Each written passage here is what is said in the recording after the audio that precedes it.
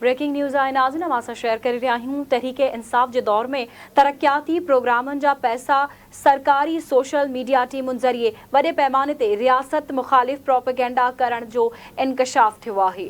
मौसूल थियल दस्तावेज़नि मूजिबि KPG बजट में उन प्रोजेक्ट की लागत 870 मिलियन रुपया रखिया विया हुआ।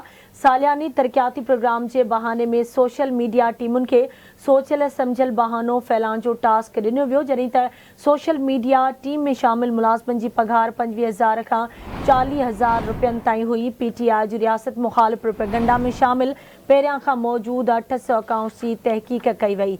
अहम ख़बर के ॾियूं पिया। तहरीक इंसाफ़ के दौर में तरक्याती प्रोग्रामनि जा पैसा सरकारी सोशल मीडिया टीमुनि ज़रिए वॾे पैमाने ते रियासत मुखालिफ़ प्रोपेगेंडा करण जो इंकशाफ थियो आहे। मौसूल थियल दस्तावेज़नि मूजिबि KPG बजट में उन प्रोजेक्ट की लागत 870 मिलियन रुपया रखिया विया हुआ।